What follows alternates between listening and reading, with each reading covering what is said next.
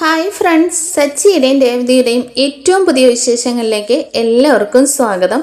അപ്പോൾ നമ്മൾ കഴിഞ്ഞ ദിവസം പറഞ്ഞു വെച്ചതിൻ്റെ ബാക്കിയായിട്ടാണ് കേട്ടോ എപ്പിസോഡ് വരുന്നത്. ഈ ആഴ്ചയിൽ തന്നെ വരാനുള്ള എപ്പിസോഡുകളാണ് ഇപ്പോൾ നമ്മൾ അപ്ലോഡ് ചെയ്തുകൊണ്ടിരിക്കുന്നത്. അപ്പോൾ നമുക്ക് ശ്രുതിക്കൊരു ലെറ്റർ കിട്ടിയിട്ടുണ്ട്. അതിൻ്റെ ടെൻഷനിലാണ് ശ്രുതി ഉള്ളത്. നമ്മുടെ സച്ചിയും രേവതിയും ഭയങ്കര സന്തോഷത്തിലുമാണ്. സച്ചി പുതിയതായിട്ട് ഒരു സെക്കൻഡ് ഹാൻഡ് കാറും കൂടി മേടിച്ചിട്ടുണ്ട്. അങ്ങനെ അച്ഛമ്മയുടെ നിർദ്ദേശപ്രകാരം നമ്മുടെ രവിയുടെയും ചന്ദ്രയുടെയും പിടക്കം മാറ്റാനായിട്ട് സച്ചിയോട് പറഞ്ഞ് സച്ചിയും രേവതിയും കൂട്ടിയിട്ട് ചന്ദ്രമതിയും രവിയും കൂട്ടി അമ്പലത്തിലേക്ക് പോകുന്നുണ്ട് കേട്ടോ. അങ്ങനെ അമ്പലത്തിലേക്ക് പോയിട്ട് തിരിച്ചു വരുന്ന സമയത്താണെങ്കിലും രണ്ടുപേരുടെയും പിണക്കത്തിനകത്ത് ഒരു വ്യത്യാസവും വരുന്നില്ല. അങ്ങനെ സച്ചി നോക്കുന്ന സമയത്ത് രണ്ടുപേരും ബാക്ക് സീറ്റിലാണല്ലോ ഇരിക്കുന്നത്. അങ്ങനെ ഇരിക്കുമ്പോൾ തന്നെ രണ്ടുപേരും രണ്ട് സൈഡിലോട്ട് തിരിഞ്ഞാണ് കേട്ടോ ഇരിക്കുന്നത്. ഇത് കാണുമ്പോൾ സച്ചിയും രേവതിയും ഇങ്ങനെ മുഖത്തോട് മുഖം നോക്കുന്നുണ്ട്. ഇനിയിപ്പോൾ എന്താ ചെയ്യാന്ന് ഓർത്തിട്ട് അങ്ങനെ സച്ചി പറയുന്നുണ്ട്, ഇവിടെ ഒരു ഒച്ചയും ബഹളം ഒന്നും ഇല്ലല്ലോന്നേ. അപ്പൊ രവി പറയുന്നുണ്ട്, എടാ പുറത്ത് വണ്ടിയുടെയൊക്കെ നല്ല ബഹളം ഉണ്ടല്ലോ, പിന്നെ നീ എന്താ ഇങ്ങനെ പറയുന്നത്? അതെ, പുറത്തെ കാര്യമല്ല പറഞ്ഞത്, അകത്തെ കാര്യം. ഇതിനകത്തൊന്നും ആരും മിണ്ടുന്നില്ലല്ലോ എന്നൊക്കെയാണ് സച്ചി പറയുന്നുണ്ടെങ്കിലും രവിയും ചന്ദ്രയുടെയും ഭാവമാറ്റത്തിൽ യാതൊരു വ്യത്യാസവും ഇല്ല കേട്ടോ. ഈ സമയം സച്ചി രേവതിയോട് പറയുന്നുണ്ട്, രേവതി നീ ഇപ്പോ ബാക്കിലേക്ക് നോക്കിക്കോണം, ഇപ്പൊ റൊമാൻറ്റിക് സീനൊക്കെ കാണാൻ പറ്റുമെന്ന് പറയുന്നുണ്ട്. അങ്ങനെ സച്ചി രേവതി ഇങ്ങനെ നോക്കുന്നുണ്ടെങ്കിലും അവര് പരസ്പരം ഇങ്ങനെ ഇരിക്കുകയാണല്ലോ. ഈ സമയം നമ്മുടെ സച്ചി ആണെങ്കിൽ ഒരു വളവ് തിരിയുമ്പോഴത്തേക്കിനും ഒറ്റ വെട്ടിക്കലാട്ടോ നടക്കുന്നതെന്ന് വെച്ചാൽ നമ്മുടെ രേവതി പോയിട്ട് സച്ചിയുടെ മണ്ടയിലേക്ക് വീഴുകയാണ്. അപ്പോൾ സച്ചി പറയുന്നുണ്ട്, രേവതി നിന്നോട് സീറ്റ് ബെൽറ്റ് ഇട്ട് ഇരിക്കണമെന്ന് പറഞ്ഞതല്ലേ, നിനക്ക് വേണ്ടിയിട്ടല്ല എന്നും പറഞ്ഞിട്ട് രേവതി വഴക്ക് പറയുമ്പോൾ രേവതി സീറ്റ് ബെൽറ്റ് ഒക്കെ എടുത്തിടുന്നുണ്ട്.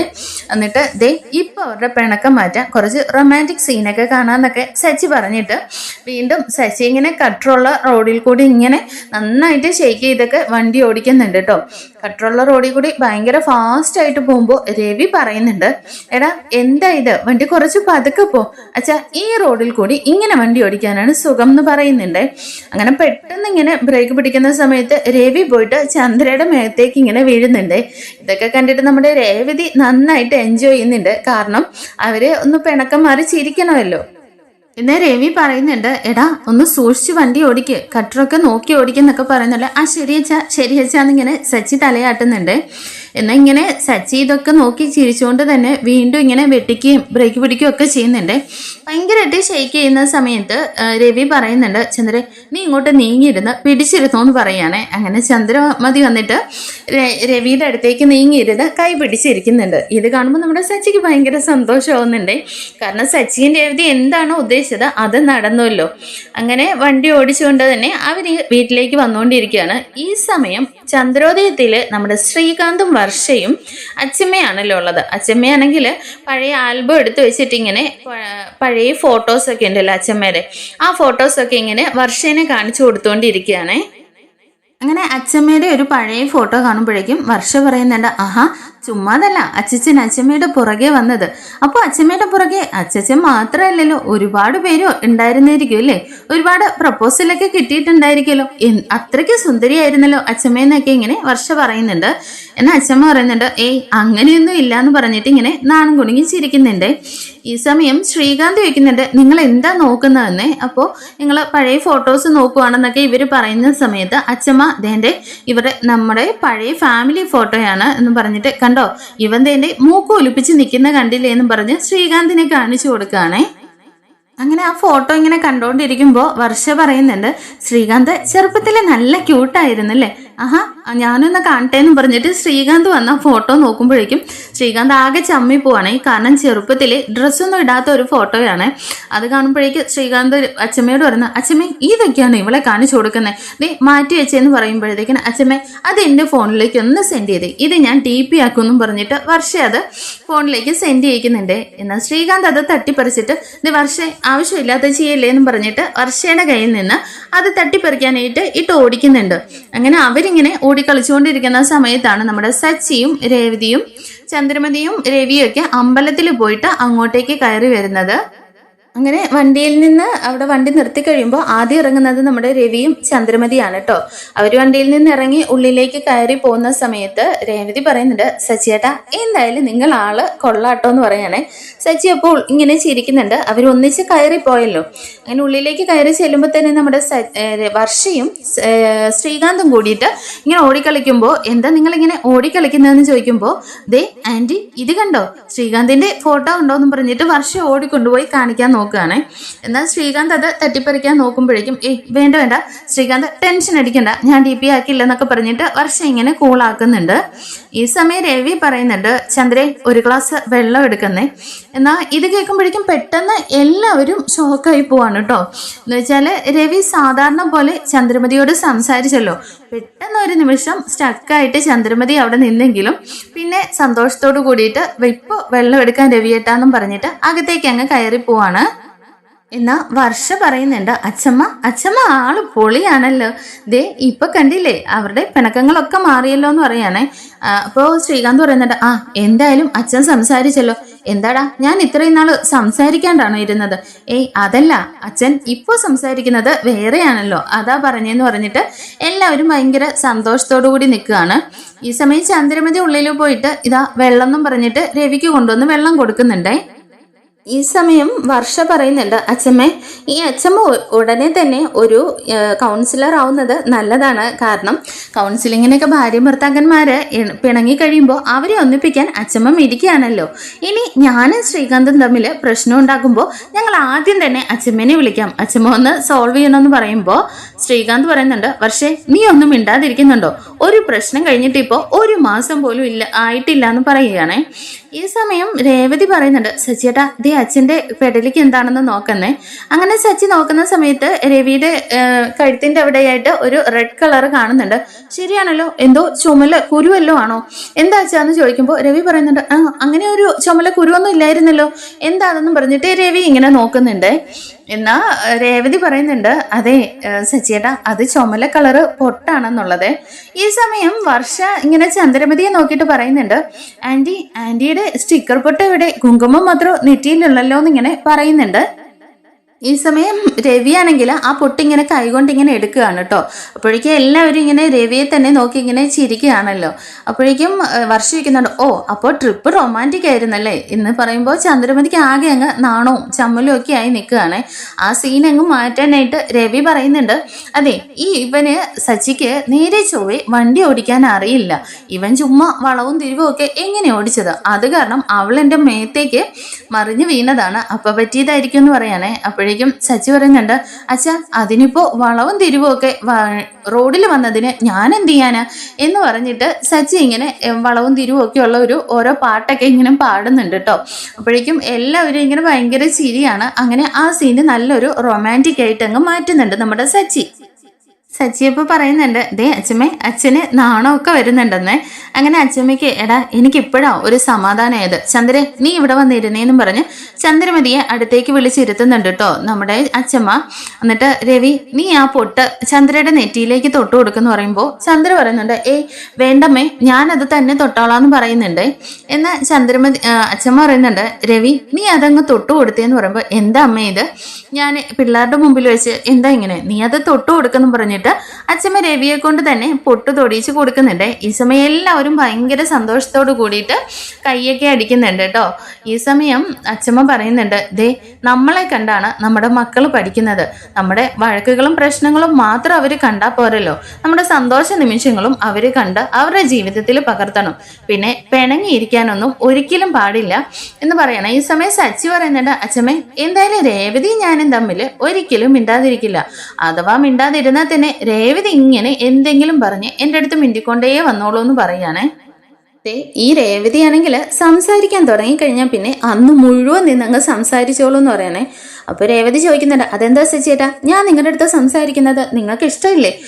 അതൊന്നുമല്ലേ രേവതി, നീ എത്ര നേരം വേണമെങ്കിലും എൻ്റെ അടുത്ത് സംസാരിച്ചു എന്ന് പറഞ്ഞിട്ട് ഇങ്ങനെ സച്ചി ഇങ്ങനെ ചിരിക്കുന്നുണ്ട് കേട്ടോ. ഈ സമയം വർഷ പറയുന്നുണ്ട്, ദേ അച്ഛമ്മേ ഞാനും ശ്രീകാന്തും തമ്മിൽ പിണങ്ങിയിട്ടുണ്ടെങ്കിൽ കൂടിപ്പോയാൽ ഒരു 10 to 15 മിനിറ്റ് അതിനുള്ളിൽ ഞങ്ങളുടെ പിണക്കം മാറും. അതെന്താ നീ പോയി മിണ്ടുവോ?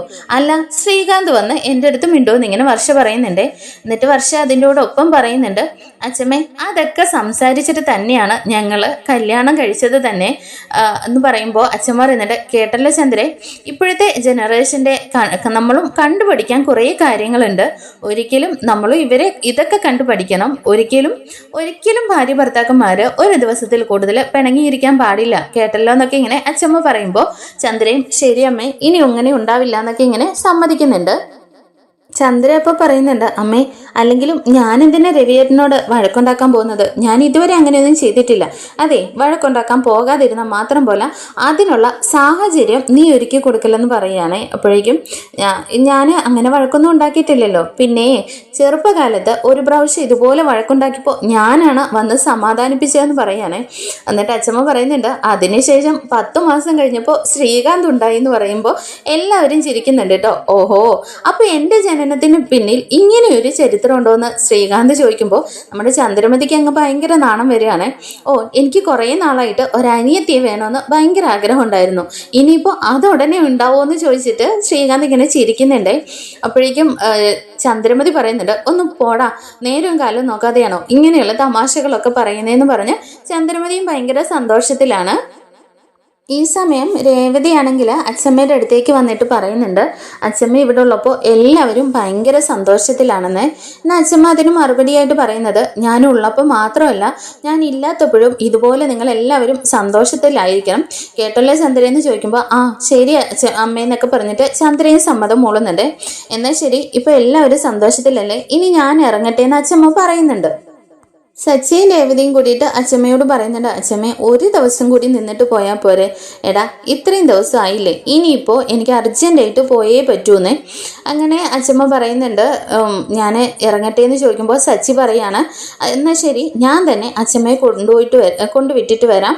എടാ എന്നാൽ എൻ്റെ റൂമിലിരിക്കുന്ന ബാഗ് എടുത്തുകൊണ്ട് വന്നും പറഞ്ഞ് അച്ഛമ്മനെ എല്ലാവരും കൂടിയിട്ട് സന്തോഷമായിട്ട് അവിടെ നിന്ന് യാത്രയാക്കുന്നുണ്ട് കേട്ടോ. പിന്നീടായിട്ട് കാണിക്കുന്നത് രാത്രിയായിട്ടുണ്ട്. നമ്മുടെ ശ്രീകാന്തും വർഷയും കൂടിയിട്ട് ഭയങ്കര ദേഷ്യത്തിൽ ഇങ്ങനെ സംസാരിക്കുകയാണ് വർഷ. എന്താ സംഭവം എന്ന് വെച്ചാൽ നമ്മുടെ ശ്രീകാന്ത് വാഷ്റൂമിൽ പോയേക്കാണ് കേട്ടോ. ഈ സമയം വർഷം ഇങ്ങനെ റൂമിൽ കൂടി അങ്ങോട്ടും ഇങ്ങോട്ടും ഭയങ്കര ആയിട്ട് എന്തോ ആലോചിച്ചുകൊണ്ട് നടക്കുകയാണ്.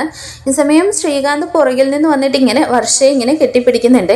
അപ്പോഴേക്കും വർഷ പെട്ടെന്ന് തിരിഞ്ഞിട്ട് ശ്രീകാന്തിനെ തള്ളി മാറ്റിയിട്ട് വയറിനിട്ട് ഒറ്റ ഇടി ഇടിക്കുന്നുണ്ട് കേട്ടോ.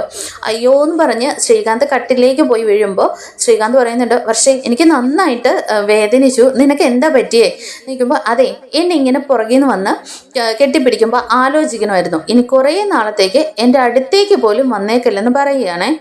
എന്നാൽ പക്ഷേ ഞാൻ നിന്റെ ഭർത്താവാണ്, നിനക്ക് എന്താ പറ്റിയേ? അത് തന്നെയാണ് എൻ്റെ പേടി. ഇപ്പോൾ വയറിന് ചെറിയൊരു ഇടി കിട്ടിയപ്പോൾ നിങ്ങൾക്ക് എന്തുമാത്രം വേദനിച്ചു. പുതിയൊരു ജീവൻ തന്നെ എൻ്റെ വയറ്റിൽ വരുമ്പോൾ ഞാൻ എന്ത് വേദന സഹിക്കേണ്ടി വരും, അതിന്ന് ഞാൻ അറിഞ്ഞു എന്ന് പറയുകയാണേ. അപ്പോൾ പതിവില്ലാത്ത ഒരു സംസാരമൊക്കെ കേൾക്കുമ്പോൾ ശ്രീകാന്ത് ചോദിക്കുന്നുണ്ട്, വർഷേ നിന്റെ തലയ്ക്ക് വല്ല അടിയും കിട്ടിയോ, എന്താ നിനക്ക് പറ്റിയെന്ന് ചോദിക്കുകയാണേ. ശ്രീകാന്ത്, ഇന്ന് അച്ഛമ്മേനോട് നിന്റെ കുഞ്ഞിലെയുള്ള ഫോട്ടോസൊക്കെ കാണിച്ചപ്പോൾ ഒരു കുഞ്ഞ് ജനിക്കുമ്പോൾ ഒരമ്മ സഹിക്കേണ്ട വേദനയെക്കുറിച്ചൊക്കെ അച്ഛമ്മ എന്നോട് പറഞ്ഞിരുന്നു. അതെനിക്കറിയാമല്ലോ, എല്ലാവർക്കും അറിയാവുന്ന പോലെ തന്നെ അതൊരു നോർമൽ പെയിൻ ഉണ്ടാവുമല്ലോ. അതെ, നിനക്കങ്ങനെ പറഞ്ഞാൽ മതി, നിനക്ക് ആ വേദനയൊന്നും അറിയണ്ടല്ലോ. വേദന സഹിക്കുന്ന മുഴുവൻ പെണ്ണുങ്ങളല്ലേ നിൽക്കണേ.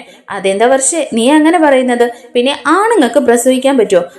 ഈ ഒറ്റ അഹങ്കാരമാണ് നിങ്ങളിങ്ങനെ ആണുങ്ങൾ വീണ്ടും വീണ്ടും കുറേ കുട്ടികൾ ഇങ്ങനെ ഉണ്ടാക്കിക്കൊണ്ടിരിക്കുന്നത്. ആ വേദന സഹിക്കുന്ന മുഴുവനെ പെണ്ണുങ്ങളല്ലേ. എന്തായാലും എനിക്ക് ആ വേദന ഒന്നും സഹിക്കാൻ പറ്റില്ല എന്ന് പറയുകയാണെ. അപ്പോഴേക്കും ശ്രീകാന്ത് പറയുന്നുണ്ട്, അതെ വേദന എനിക്ക് ഞാൻ സിനിമയിലൊക്കെ ഇങ്ങനെ കണ്ടിട്ടുണ്ടല്ലോ, വേദന ഉണ്ടാവും എന്നുള്ളത്. അത് നോർമലായിട്ടുള്ള സംഭവമാണല്ലോ. ആ സമയമാകുമ്പോഴത്തേനും നിനക്ക് ആ വേദനയൊക്കെ അങ്ങ് അപ്സെറ്റ് ആയിക്കോളൂ എന്ന് പറയുകയാണേ. വർഷം എന്ന് പറഞ്ഞിട്ട് ഇല്ലില്ല, എനിക്ക് എന്തായാലും കുട്ടി വേണ്ടാന്ന്. അത് നീ നേരത്തെ പറഞ്ഞിട്ടുണ്ടല്ലോ 2 വർഷത്തേക്കിന് വേണ്ടെന്ന്. 2 വർഷമല്ല, എനിക്ക് ഒരു കുട്ടിയേ വേണ്ട, ഞാൻ ഒരിക്കലും പ്രസവിക്കില്ല എന്നിങ്ങനെ വർഷ തീർത്ത് പറയുന്നുണ്ട്. അപ്പോൾ ശ്രീകാന്ത് പറയുന്നുണ്ട്, പക്ഷേ നീ എന്താ പറഞ്ഞു വരുന്നത്? അപ്പോൾ പിന്നെ നമുക്ക് കുഞ്ഞുങ്ങൾ വേണ്ടേ? കുഞ്ഞുങ്ങൾ വേണ്ട എന്ന് ഞാൻ പറഞ്ഞില്ലല്ലോ, എനിക്ക് പ്രസവിക്കാൻ കഴിയില്ലെന്നേ ഞാൻ പറഞ്ഞുള്ളൂ എന്ന് പറയുമ്പോൾ ശ്രീകാന്ത് ചോദിക്കുന്നുണ്ട്, അല്ല അപ്പോൾ ഞാൻ പിന്നെ വേറെ കല്യാണം കഴിക്കണമെന്നാണോ നീ പറഞ്ഞു വരുന്നത്? ഓ, അത്രയൊക്കെ ചിന്തിച്ച് വെച്ചിട്ടുണ്ടല്ലേ. നീ വേറെ കല്യാണം കഴിക്കാൻ പോകുമ്പോൾ തന്നെ നിനക്ക് അടുത്ത് കുഞ്ഞുണ്ടാവാതിരിക്കാനുള്ള കാര്യങ്ങൾ ഞാൻ ചെയ്തു വെക്കുമെന്ന് പറയുകയാണേ. പക്ഷേ പിന്നെ നീ എന്താ പറഞ്ഞു വരുന്നത്? എനിക്കൊന്നും മനസ്സിലാവുന്നില്ല. നമുക്ക് കുഞ്ഞുങ്ങൾ വേണ്ടേന്ന് ഇങ്ങനെ ശ്രീകാന്ത് ചോദിക്കുന്നുണ്ടേ. അതിനുള്ള വഴികളൊക്കെ ഞാൻ കണ്ടുവച്ചിട്ടുണ്ടെന്ന് പറയാനേ ശ്രീകാന്ത് ചോദിക്കുന്നുണ്ട്. എന്ത് വഴി? അതെ, ഇപ്പോൾ മോഡേൺ ആയിട്ടുള്ള ഫെസിലിറ്റീസ് ഒരുപാടുണ്ട്. ഇപ്പോൾ വാടക ഗർഭധാരണമൊക്കെ ഉണ്ടല്ലോ. അപ്പോൾ നമുക്ക് ഒരു സ്ത്രീയെ വെച്ചിട്ട് നമുക്കൊരു കുഞ്ഞിനെ അങ്ങ് പ്രസവിപ്പിക്കാം. അതിനുശേഷം അവർക്ക് വേണ്ട ക്യാഷും കൊടുക്കാന്ന് പറയുമ്പോൾ ശ്രീകാന്ത് ചോദിക്കുന്നുണ്ട്, ഒരു കുഞ്ഞ് ജനിക്കുന്നതിനെ കുറിച്ചിട്ട് നീ എത്ര നിസ്സാരമായിട്ട് ആണ് പറയുന്നത്? ഒരു ഐസ്ക്രീം ഉണ്ടാക്കുന്ന ലാഘവത്തോടു കൂടിയാണോ നീ പറയുന്നത്? ഇതൊക്കെ ശരിയാണോ വർഷയെന്ന് ചോദിക്കുകയാണേ. അത് എന്തായാലും ഇപ്പോൾ കൂടുതലായിട്ടുള്ള സെലിബ്രിറ്റീസ് എല്ലാം ഇപ്പോൾ അങ്ങനെയാണ് കുഞ്ഞുങ്ങൾ ജനിക്കുന്നത്. അപ്പോൾ പിന്നെ നമുക്ക് ചെയ്താൽ എന്താ? അത് അവരുടെ കാര്യം, അതൊന്നും എനിക്കറിയില്ല. എന്തായാലും നമുക്ക് അങ്ങനെ ഒന്നും വേണ്ടാന്ന് പറയാനേ. അപ്പോൾ വർഷ പറയുന്നുണ്ട്, എന്തായാലും അത് തന്നെ നടക്കൂ ശ്രീകാന്തേനെ. പക്ഷേ നിനക്കപ്പോൾ ഒരു മദറിന്റെ ഫീലിങ്സ് ഒക്കെ അറിയണ്ടേ? നീ സ്വന്തമായിട്ട് ഒരു കുഞ്ഞിനെ പ്രസവിപ്പിക്കുമ്പോഴുള്ള ഒരു ഫീലിങ്സ് ഒക്കെ അറിയണ്ടേ എന്ന് ചോദിക്കുമ്പോൾ അതിനെന്താ, എന്തായാലും ആ സ്ത്രീ പ്രസവിച്ച് കഴിയുമ്പോൾ നമ്മുടെ കുഞ്ഞാണല്ലോ, അപ്പോൾ ഞാൻ ആ മദർഹുഡൊക്കെ അനുഭവിച്ചോളാം എന്ന് പറയുമ്പോൾ തന്നെ ശ്രീകാന്ത് പറയുന്നുണ്ട്, എന്തായാലും ഇതൊക്കെ അംഗീകരിക്കാൻ പറ്റുന്ന കാര്യമല്ല. ഇതിനൊന്നും അമ്മ സമ്മതിക്കുക കൂടിയില്ലാന്നേ. നിന്റെ അമ്മയുടെ സമ്മതം ആർക്ക് വേണം? ഇത് ഞാനാണ് തീരുമാനിക്കുന്നത്. എൻ്റെ ബോഡി, എൻ്റെ ഹെൽത്ത്, എൻ്റെ ഫീലിങ്സ്, എൻ്റെ ഇഷ്ടങ്ങൾ, അതിനകത്ത് അവരെന്തിനാ അഭിപ്രായം പറയുന്നത്? അപ്പോൾ എൻ്റെ ഒപ്പീനിയന് ഒരു വിലയില്ലെന്ന് ചോദിക്കുകയാണേ. അപ്പോഴേക്കും വർഷ പറയുന്നുണ്ട്, നിനക്ക് ഒപ്പീനിയൻ ആവാം, പക്ഷെ ഡിസിഷൻ എടുക്കേണ്ടത് ഞാനാണെന്ന് തീർത്ത് പറയുന്നുണ്ട് വർഷ. ഈ സമയം ശ്രീകാന്ത് വീണ്ടും പറയുന്നുണ്ട്, പക്ഷേ ഒരു സ്ത്രീ എന്ന് പറഞ്ഞാൽ അത് പ്രസവിക്കുമ്പോഴല്ലേ ആ സ്ത്രീയുടെ ജീവിതം പൂർണ്ണമാവുന്നത്. ഓ, അപ്പൊ നിങ്ങൾ എന്താ വിചാരിച്ചു വെച്ചേക്കുന്നത്? ഒരു വുമൺ എന്ന് പറഞ്ഞാൽ അതിന് വേണ്ടിയിട്ട് മാത്രമുള്ള ഉപകരണം ആണെന്നാണോ? ഏയ്, ഞാൻ അങ്ങനെയൊന്നും അല്ല പറഞ്ഞത്. പിന്നെന്താ ശ്രീകാന്ത് പറഞ്ഞത്? പക്ഷേ നീ ഇപ്പോ മനുഷ്യന്റെ കാര്യം വിട്ടേര്, മൃഗങ്ങളാണെങ്കിലും അങ്ങനെ തന്നെയല്ലേ? അതില് സ്ത്രീകൾ ആണല്ലോ പെൺമൃഗങ്ങളൊക്കെ ആണല്ലോ പ്രസവിക്കുന്നത്. അതിപ്പോ എനിക്ക് പറ്റില്ല, വാടക ഗർഭധാരണം വേണമെന്നുമല്ലോ അവര് പറയുന്നുണ്ടോ? ഇതിന് മറുപടിയായിട്ട് വർഷ പറയുന്ന, ശ്രീകാന്തെ, മൃഗങ്ങൾക്ക് ഒരിക്കലും ഇപ്പോൾ പുതിയ ഫെസിലിറ്റീസിനെ കുറിച്ചൊന്നും അറിയില്ല. അവരറിഞ്ഞിരുന്നെങ്കിൽ ഉറപ്പായിട്ടും അവരങ്ങനെ ചെയ്തേനെ. എന്തായാലും നീ എന്നോട് സംസാരിക്കാനായിട്ട് എന്നെ കൊണ്ട് കഴിയുന്നില്ല. ഇത് ഒരിക്കലും അക്സെപ്റ്റ് ചെയ്യാൻ പറ്റുന്ന കാര്യമല്ല. എൻ്റെ അച്ഛൻ പോട്ടെ, നിന്റെ അച്ഛനും അമ്മയും പോലും ഈ കാര്യത്തിന് സമ്മതിക്കില്ലല്ലോ എന്ന് പറയുമ്പോൾ ശ്രീകാന്തെ, ഇതിന് അവരുടെ ആരുടെയും സമ്മതം ആവശ്യമില്ല. നമ്മുടെ രണ്ടുപേരുടെയും മാത്രമാണ് ആഗ്രഹപ്രകാരമാണ് ചെയ്യേണ്ടത്. പിന്നെ സ്പെഷ്യലായിട്ട് പറഞ്ഞാൽ എൻ്റെ സമ്മതം, എൻ്റെ ഇഷ്ടം മാത്രമാണ് ഇതിന് നോക്കണ്ടേന്ന് പറയുകയാണേ. എന്നാൽ ശ്രീകാന്ത് പറയുന്നുണ്ട്, എന്തായാലും ഇപ്പൊ വേണ്ട, നമ്മുടെ മുകളിൽ രണ്ടുപേരുണ്ടല്ലോ, അവരുടെയൊക്കെ കാര്യങ്ങൾ കഴിഞ്ഞിട്ട് നമുക്ക് ആലോചിക്കാന്ന് പറയുന്നുണ്ട്. ഇപ്പോൾ ചോദിച്ചാലും ഇത് തന്നെയായിരിക്കും എൻ്റെ ഡിസിഷൻ എന്ന് വർഷ പറയുന്നുണ്ട്. എന്നാൽ ശ്രീകാന്ത് പറയുന്നുണ്ട്, എന്തായാലും നീ സ്വന്തമായിട്ടൊരു റെസ്റ്റോറൻ്റ് ഒക്കെ ആരംഭിക്കണമെന്ന് പറഞ്ഞിട്ടുണ്ടല്ലോ, അതിനുശേഷം നമുക്ക് ആലോചിക്കാന്ന് പറയുകയാണേ വർഷ. അപ്പോൾ പിന്നെ നമുക്ക് അതിനുശേഷം കുട്ടികളെ കുറിച്ചൊക്കെ ആലോചിക്കാമെന്നും പറഞ്ഞിട്ട് വർഷ അവിടെ നിന്ന് അങ്ങ് എഴുന്നേറ്റ് പോകുന്നുണ്ട് കേട്ടോ. പിന്നീടായിട്ട് കാണിക്കുന്നത് ശ്രുതിയും ശ്രുതിയാണ്. ശ്രുതി അങ്ങനെ കിടക്കുവാണ്. ശ്രുതിക്കാണെങ്കിൽ കിടന്നിട്ട് ഉറക്കവേ വരുന്നില്ല. ശ്രുതിയുടെ കണ്ണിൽ മുഴുവൻ ആ ലെറ്ററാണ് കേട്ടോ. ആരോ കാരണം തനിക്ക് വലിയൊരു അപകടം സംഭവിക്കാൻ പോകുന്നു എന്നാണല്ലോ പറഞ്ഞത്. അപ്പോൾ ശ്രുതിയെ ഇങ്ങനെ നോക്കിയിട്ട് ശ്രുതി ഓർക്കുന്നുണ്ട്, ഇനി ഇവള് കാരണമായിരിക്കുമോ എനിക്ക് പ്രശ്നങ്ങൾ വരാൻ പോകുന്നത്? ഏയ്, ആയിരിക്കില്ല എന്ന് സ്വന്തമായിട്ട് ഇങ്ങനെ മനസ്സുകൊണ്ട് ഇങ്ങനെ പറയുന്നുണ്ട്. അങ്ങനെ കിടന്നിട്ടൊന്നും ഉറക്കം വരാഞ്ഞിട്ട് ശ്രുതിയാണെങ്കിൽ റൂമിൽ നിന്ന് ഇങ്ങനെ പുറത്തേക്ക് ഹോളിലേക്ക് വരികയാണ് കേട്ടോ. അവിടെ വന്നിരുന്നിട്ട് ശ്രുതി ഇങ്ങനെ ചന്ദ്രമതിക്ക് കോൾ ചെയ്യുന്നുണ്ട്. എന്നിട്ട് അമ്മ എന്തെടുക്കുവാന്ന് ചോദിക്കുകയാണേ. അപ്പോഴേക്കും ചന്ദ്രമതി ആണെങ്കിൽ ഓർക്കുന്നുണ്ട്, റൂമിൽ തൊട്ടപ്പുറത്ത് റൂമിലിരുന്നുകൊണ്ട് ഇവൻ എന്തിനീ പാതിരാത്രിക്ക് കോൾ ചെയ്യുന്നതെന്ന് ചോദിച്ചിട്ടാണ് എടുക്കുന്നത്.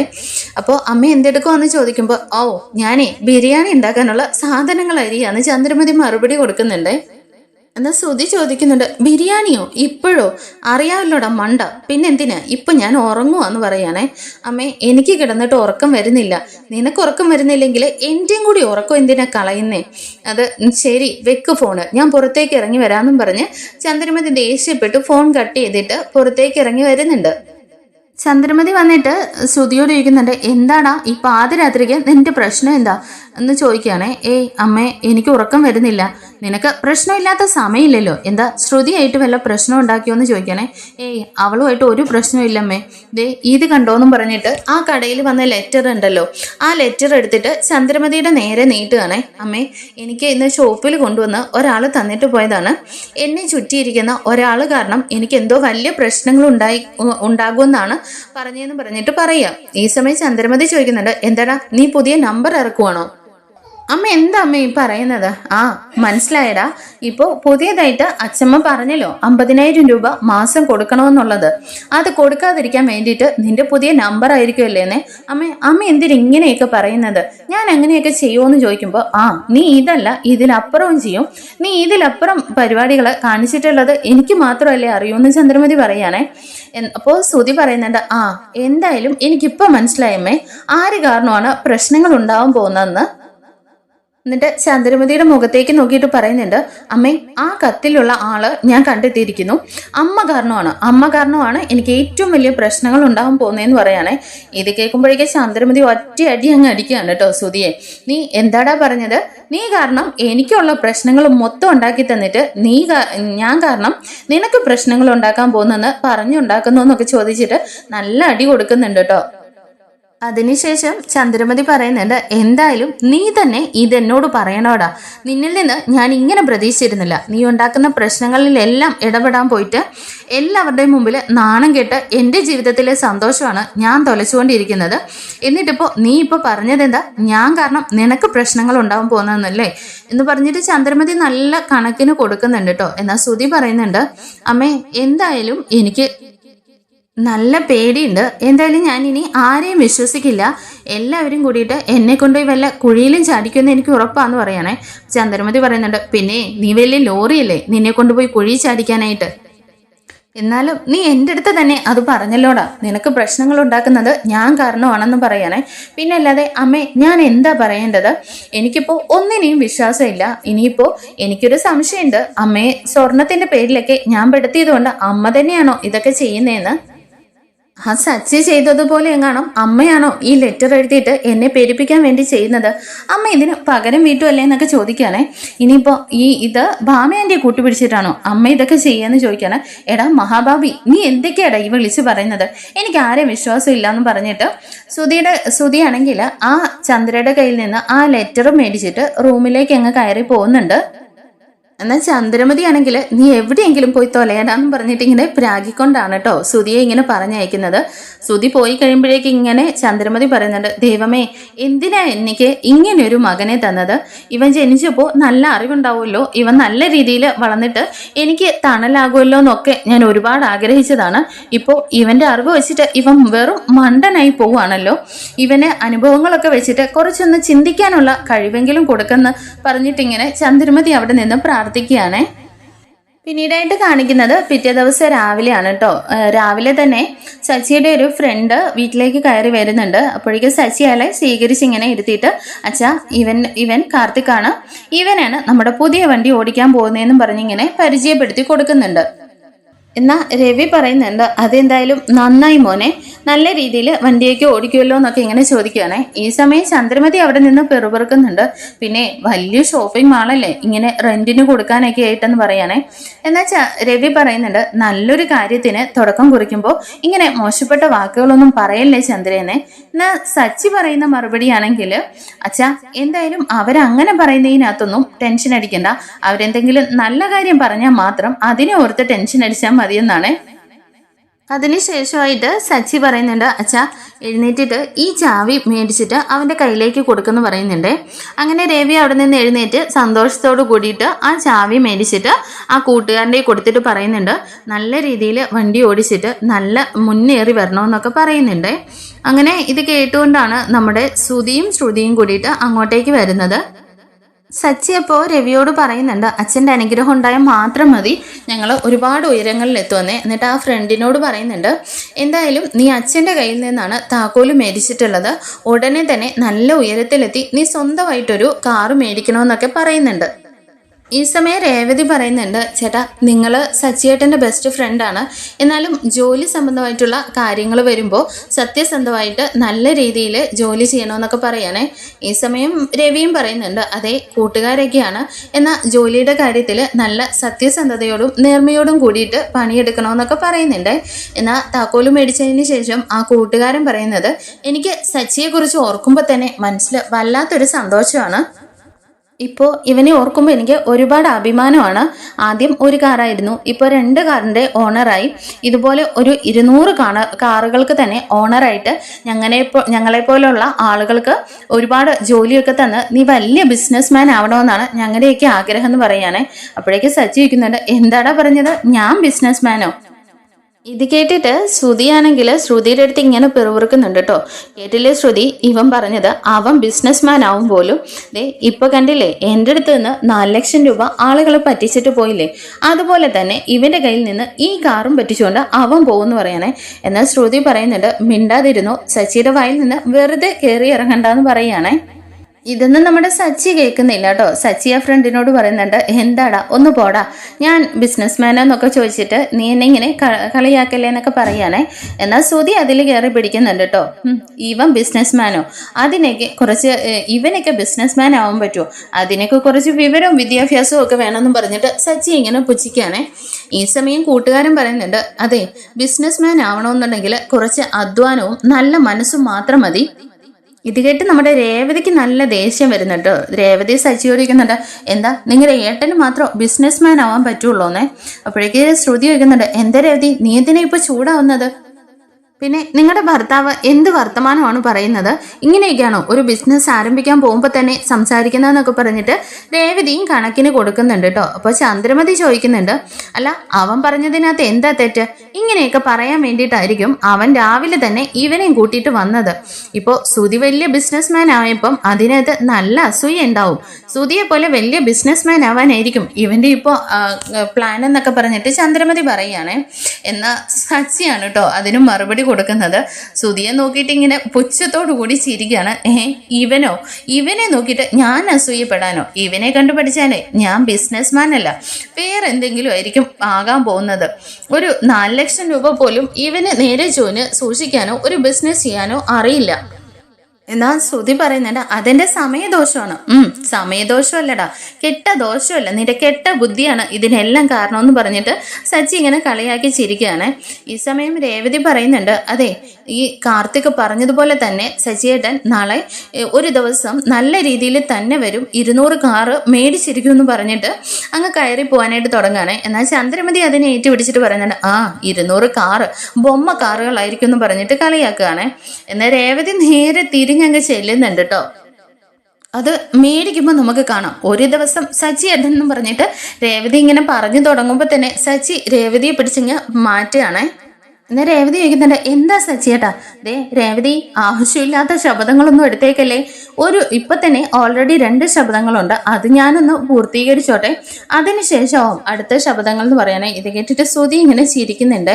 എന്നാൽ നമ്മുടെ രവി പറയുന്നുണ്ട്, ചന്ദ്രേ എന്തായാലും എത്ര മാതാപിതാക്കളാണെങ്കിലും അവർക്ക് എത്ര മക്കളുണ്ടെങ്കിലും അവരുടെ മക്കള് ഏറ്റവും ഉയർന്ന നിലയിൽ എത്തിച്ചേരണമെന്നാണ് അവരെല്ലാം ആഗ്രഹിക്കുന്നത്. എന്നാൽ ഇവിടുത്തെ കേസ് അത് വേറെയാണ്. നീയാണെങ്കിൽ ഇവനോടുള്ള ഇത് കൂടുതൽ കാരണം ശ്രുതി മാത്രം ഉയരത്തിലെത്തണം, ആ ഇഷ്ടപ്രകാരം നീ ഇവനെ ഓരോ ദിവസവും ചവിട്ടി താഴ്ത്തിക്കൊണ്ടിരിക്കുകയാണോ എന്നൊക്കെ എത്ര പറഞ്ഞാലും നിനക്കൊന്നും മനസ്സിലാവില്ല എന്നൊക്കെ ഇങ്ങനെ രവി പറയുന്നുണ്ട് കേട്ടോ. അപ്പോഴേക്ക് ചന്ദ്രമതി അവിടെ നിന്ന് അങ്ങ് എഴുന്നേറ്റ് പോകുന്നുണ്ട്.